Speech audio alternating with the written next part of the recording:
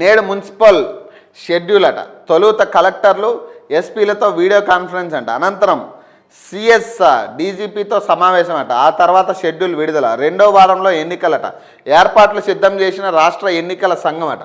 Municipal ఎన్నికల schedule విడుదలకు రంగం సిద్ధమైంది.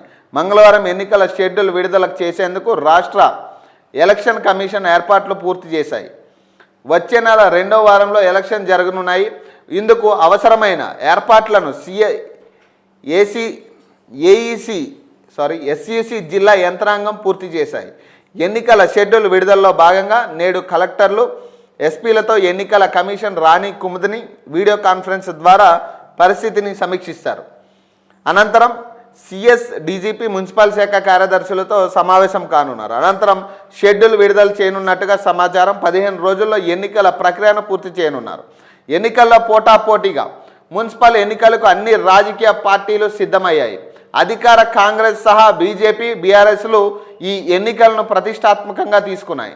పార్టీ గుర్తులపై జరుగుతున్న ఎన్నికలు కావడంతో సత్తా చాటాలని ప్రధాన పార్టీలు ఉవ్విర్లాడుతున్నాయి. ఈసారి ఏకపక్షంగా గెలవాలని అధికార పార్టీ మంత్రులను రంగంలోకి దింపింది. ఫలితాలు ఎలా వచ్చినా ప్రభుత్వం వారినే బాధ్యులుగా చేయనుందని, పార్లమెంట్ సెగ్మెంట్కు ఒక్కో మంత్రిని ఇన్ఛార్జిగా ప్రభుత్వం నియమించిందని ఆదిలాబాద్, పాలమూరు, ఖమ్మం జిల్లాలో ఇప్పటికే సీఎం ఎన్నికల ప్రచారం పూర్తి చేశారు. ఆయన అమెరికా నుంచి రాగానే ఫిబ్రవరి 3 నుంచి మరోసారి జిల్లాల పర్యటనకు వెళ్లనున్నారు. బహిరంగ సభలతో పాటే ప్రచారం సైతం నిర్వహించనున్నారు. పట్టణాల్లో అభ్యర్థుల ఎంపికకు ఇప్పటికే కమిటీలు వేయగా గెలుపు బాధ్యతలను ఇన్ఛార్జ్ మంత్రులకు అప్పగిస్తూ స్థానిక ఎమ్మెల్యేలు, డీసీసీ అధ్యక్షులు సమన్వయం చేశారట. ఈడ పంచాయతీ ఏంటంటే ఎవరికి కూడా దీని మీద చిత్తశుద్ధి లేదు. ఒక్క మంత్రికి కూడా ఈ ఎలక్షన్లో గెలవాలన్న ఆలోచనతో లేరు. ఎవరు కూడా గ్రౌండ్లో సరిగ్గా పనిచేసే పరిస్థితి కనపడట్లేదు. ఎవరు ఏ మంత్రి కూడా. ఇప్పుడు ఇన్ఛార్జ్ మంత్రులు ఎంతమంది ఉన్నారు, ఎంతమంది గ్రౌండ్లో తిరుగుతున్నారంటే ఇక రోజు వీళ్ళ గొడవే సరిపోతూ ఉంది. వీళ్ళ పంచుకోవాలి ఏమంటారు దాన్ని, పర్సంటేజీలు ఇవే సరిపోతూ ఉన్నాయి. రిజర్వేషన్ల వారీగా రాష్ట్రంలో 116 మున్సిపాలిటీలు, 7 కార్పొరేషన్లోని 2996 వార్డులు, డివిజన్లకు ఎన్నికలు జరగనున్నాయి. వీటిలో 52 లక్షల మంది ఓటర్లు తమ ఓటు హక్కును వినియోగించుకోనున్నారు. ఇప్పటికే ప్రభుత్వ ఎన్నికలకు అవసరమైన రిజర్వేషన్ల జాబితా, ఎన్నికల సన్నద్ధతను తెలుపుతూ ఎన్నికల సంఘానికి లేఖ రాసింది. ఎన్నికల రిజర్వేషన్లు, ఎన్నికల షెడ్యూల్ విడుదలకు మధ్య ఇంత గ్యాప్ ఎన్నడూ రాలేదనేది అధికారులు చెబుతున్నారు. రిజర్వేషన్లు ఖరారు కాగానే షెడ్యూల్ వచ్చేదని గుర్తు చేస్తున్నారు.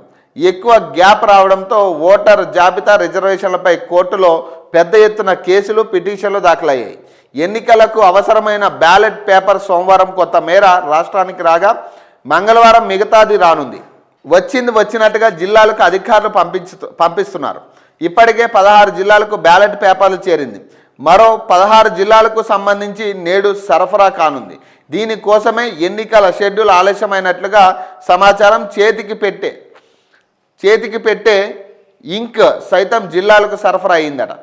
ఏమో ఈ మున్సిపల్ ఎన్నికల మీద మాత్రం ఇక అందరికీ దృష్టి అయితే కనపడతా ఉంది. ఎందుకంటే ఇప్పుడు సర్పంచ్ ఎన్నికల్లో కొంతమేర ఏదో జరిగినప్పటికీ కూడా ఈ మున్సిపల్ ఎన్నికల్లో ఎవరికి పట్టం కట్టబోతా ఉన్నారు, మున్సిపల్ స్థాయిలో ఎవరిని కూర్చోబెట్టబోతా ఉన్నారు అనేది చూడాలిగా.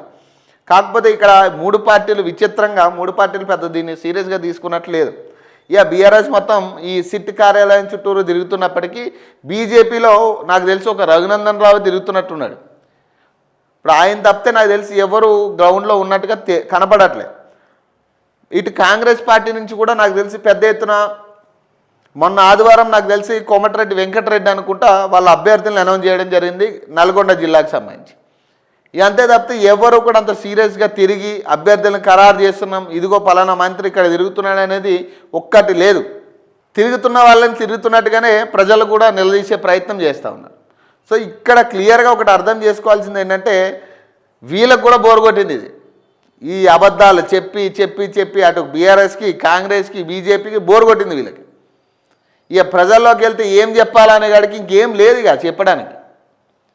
ఈ అవే అబద్ధాలని అటు తిప్పి ఇటు తిప్పి చెప్పాల్సిందే.